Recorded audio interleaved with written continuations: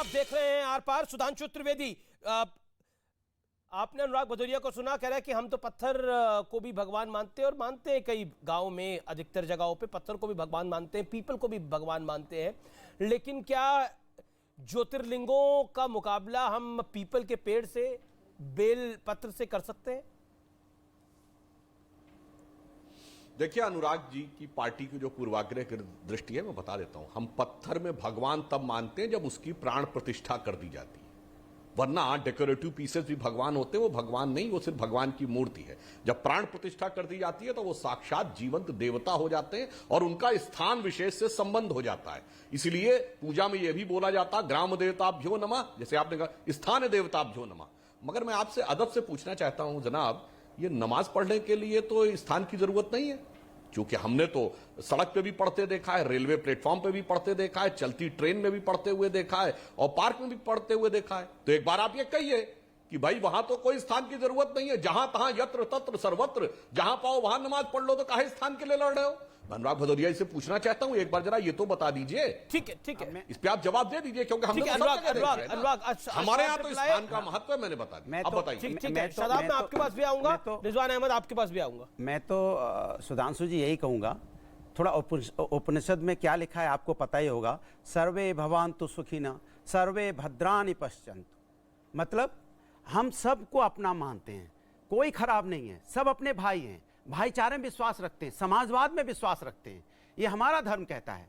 हम धर्म में हम सबको प्यार करते हैं। आपको पता है मैंने आपको क्या बताया, रावण के 10 दिन में जब माँ सीता का उसने हरण किया था, तो प्रभु राम ने 10वें दिन भी उससे लड़ाई में कहा था अभी भी मान जाओ, हम आपको माफ कर देंगे, सीता माँ को वापस कर दो। आपने देखा होगा जब कृष्ण भगवान जाते हैं कौरवों के पास में, कहते 5 गांव दे दो हम मान जाएंगे, ये हमारे आदर्श है। लेकिन आप नफरत की बात करना चाहते हो, आप समाज के अंदर में भाईचारे की बात नहीं करते हो, कभी भी जोड़ने की बात नहीं करते हो, तोड़ने की बात करते हो। ये चिंता का विषय है। ज्ञानवापी का मतलब आपको लगता है ज्ञानवापी का मामला कोर्ट पे जाना समाज को तोड़ने की एक प्रयास? नहीं नहीं, मेरा मानना है कि यही कहा नहीं, मैंने ज्ञानवापी का नाम ही नहीं लिया। अभी आपने मुझसे की बात की थी, डिबेट ज्ञानवापी पे हो रही है, मुद्दा ज्ञानवापी है। आपने बोला ज्ञानवापी का मामला देश को तोड़ने की कोशिश है, समाज को तोड़ने की कोशिश है। ज्ञानवापी पर चर्चा हो रही है। मैं तो उपनिषद की बात बता रहा था। अरे तो उपनिषद के अंदर ज्ञानवापी के बारे में लिखा हुआ है क्या? संविधान और न्यायपालिका से देश चलेगा, संविधान और न्यायपालिका से चलेगा, आस्था से नहीं। अहमद, इन्होंने जिक्र किया जब वासुदेव जाते हैं कौरवों के पास और वो कहते हैं मुझे 5 गांव दे दो, 5 गांव दे दो, नहीं तो आगे देखो क्या होता, उसको कोट किया। इनका मतलब कहने का ये है कि देखिए ये तो प्यार मोहब्बत का देश है, इसमें कहां कोर्ट कचहरी के चक्कर में पड़ा जा रहा है। एक सेकंड, नफरत, हाँ बिल्कुल, मतलब कोर्ट कचहरी में भी जा रहा नफरत है। Rizwan Ahmad, let Rizwan Ahmad reply and then Vishnu Shankar Jain and Shadab भाई। अभी भाई अमीश भाई वो मुझे पूरा नहीं बोलने देंगे अनुराग भाई। अभी उन्होंने समझाया, बड़ी अच्छी बात बताई कि भाई पीपल को मान लो, गंगा को मान लो, बहुत अच्छी बात है। और उन्होंने ये भी कहा संविधान और न्यायालय और कानून से देश चलेगा, ये भी बड़ी अच्छी बात है। तो ये बताएं, और सुधांशु जी ने कहा भाई नमाज तो कहीं भी पढ़ी जा सकती है। क्या अनुराग भाई ऑनरेबल सुप्रीम कोर्ट की 1994 की इस बात से सहमत हैं, इस्माइल फारूकी केस की 3 जज बेंच की, कि मुसलमान या इस्लाम के लिए मस्जिद जरूरी नहीं है? जिस बात को 2018 में सुप्रीम कोर्ट ने ही दोहराया, मैं नहीं बोल रहा भैया, ये सुप्रीम कोर्ट ने बोला है। अनुराग भाई क्या आप ये बात कह सकते हैं कि मस्जिद जरूरी है?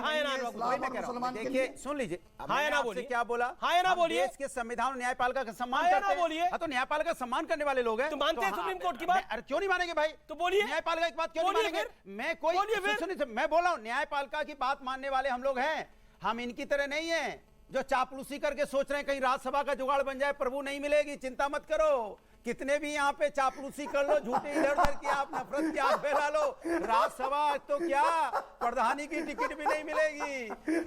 आप उसकी चिंता मत करो, इसलिए आप हमको मत करो जो हाँ करके हंसते रहते हो।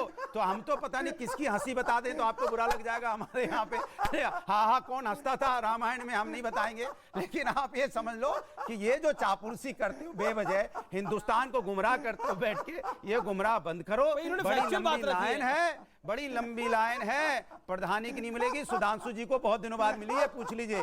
सुधांशु जी के जूते चप्पल घिस गए, तब जाके कहीं सुधांशु जी का नंबर आया है। आप सोच रहे हो कि सुधांशु जी ने इतनी मेहनत की है और आप ऐसी चटकारे में ले जाओगे कि हम 2-4 बार बोल दिया, आर पार में बोल लेंगे तो हमारा काम बन जाएगा। कुछ नहीं काम बनने वाला। अरे एक बात बताइए, वो सरकार थोड़ी है, रिजवान अहमद कोई सरकार है? आप इतना उत्तेजित हो गए, उनको आप बोल क्या मिलेगा, क्या क्या नहीं मिलेगा, मतलब अब मैं तो कह रहा हूं हम सुप्रीम कोर्ट की अरे रिजवान को मैं 20 सेकंड, आपने बहुत कुछ बोला रिजवान अहमद पर, 20 second Rizwan Ahmad, then Vishnu Shankar Jain. Rizwan Ahmad 20 second. Sudhanshu ji मैं आ रहा हूं आपके पास। जी चलिए कोई नहीं, अनुराग भाई को सब जानते हैं। अब एक बात मैं विष्णु जैन भाई से कहना चाहूंगा। जी विष्णु जैन भाई, आपको लाख लाख नमन और लाख लाख शुभकामनाएं जो आप एक अधिवक्ता होके लड़ाई यहां तक लेके आए। लेकिन एक जगह मैं आपत्ति करूंगा। एक हर आदमी का एक विष्णु भाई रोल होता है, किरदार होता है।